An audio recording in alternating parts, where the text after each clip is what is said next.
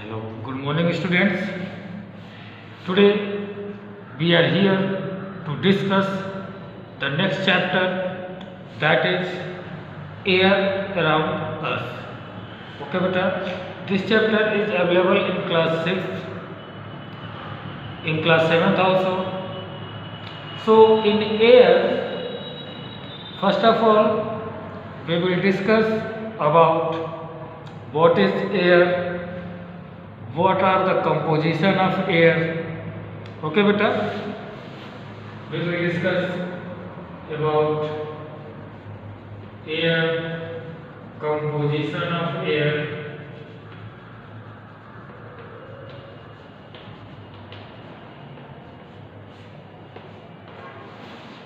composition of air. Okay, now listen one thing. Air, so on this earth, on this earth, a blanket of, or we can say that on the earth surface is covered by different gases, or earth has an envelope of different, or the mixture of different gases, that is called air. That is called air. And the blanket of air around the earth surface is called atmosphere. What beta? The covering of earth surface, the covering of earth surface by air is called atmosphere.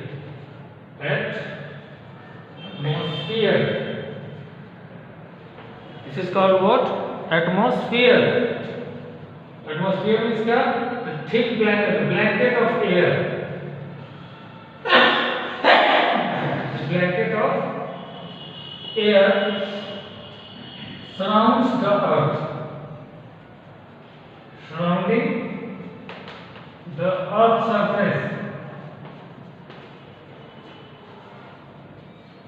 Surrounding the earth surface मतलब जो air का एक blanket, एक covering जो earth surface को surround कर रहा है, that is called what? That is called atmosphere. That is called atmosphere. तो यानी कि ठीक है बेटा, जो अर्थ सरफेस को एक thick layer of air surround कर रहा है, उसको हम लोग बोलते हैं एटमॉस्फेयर. क्या बोलते हैं? So atmosphere, and it is just only the presence of atmosphere and the life is possible on earth. Life is possible on earth because on the atmosphere of earth different gases are available that are needed by the living things for their survival. Okay beta, and one of the most important gas that is needed by the, so the air is invisible. We cannot see air. Not only we, any living things on this earth is not able to see the air because air is invisible. But we can feel the presence of air. We can feel the air. Suppose you are riding the bicycle in the month of April, March, April, when the winds are flowing at high speed, जब हवा तेज चल रही है, तो मतलब एक हमने एक चीज का विंड्स. तो विंड्स का मतलब होता है विंड मतलब होता है air in motion. Air in motion. ठीक है बेटा, एयर इन मोशन.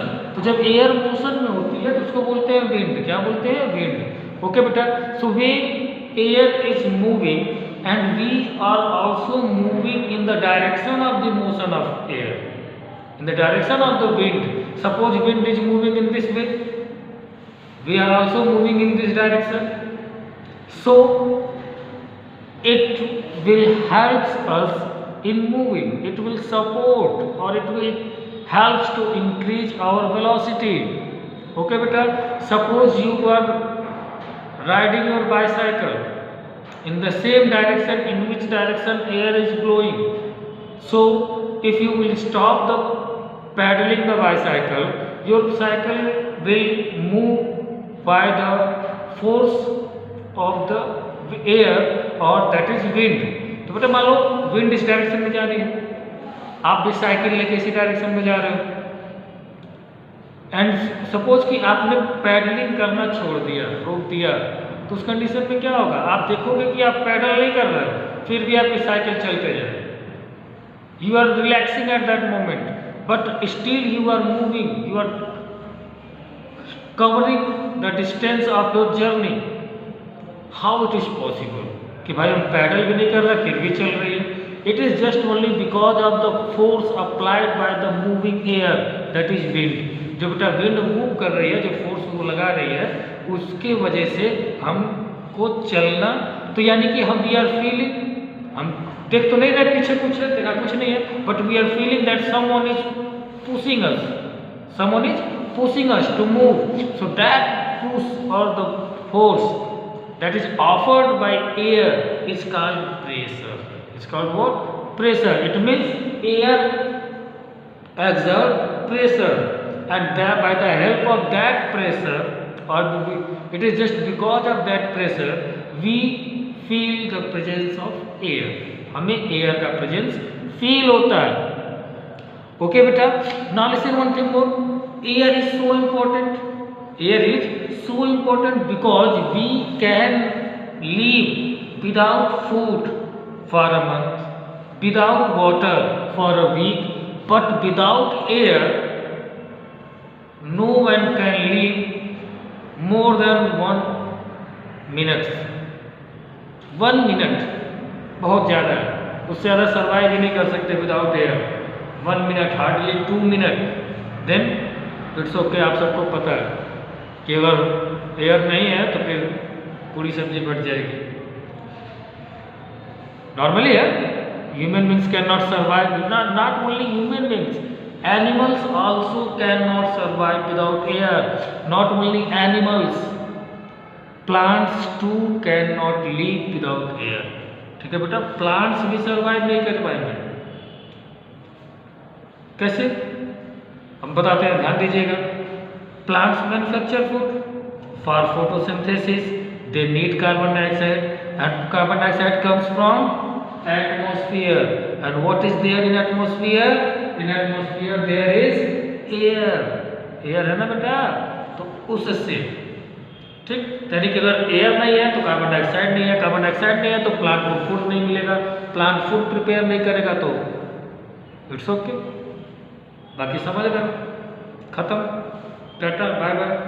नाउ दूसरा, oxygen is needed by all the living things for the process of respiration to produce energy from the food that they have taken.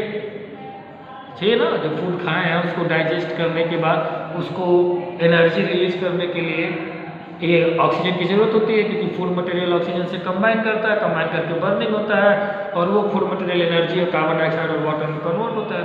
तो अगर air नहीं है तो oxygen नहीं है, ऑक्सीजन नहीं है तो फूड मटेरियल से एनर्जी रिलीज नहीं होगी, और जब एनर्जी रिलीज नहीं होगी तो फिर no energy, then no life. क्योंकि एनर्जी नहीं है तो आप कोई वर्क नहीं कर पाओगे। आप अब देखो बेटा, ये नहीं है कि एनर्जी नहीं है, सब क्या हुआ, एनर्जी नहीं है तो हम काम ही नहीं कर पाएंगे। नहीं बेटा, हम जो पढ़ना लिखना नाचना कूदना गाना सिर्फ इतना ही काम नहीं है। Every cell of our body perform different special function on the basis of which our body survive. ठीक, and that cells also require energy.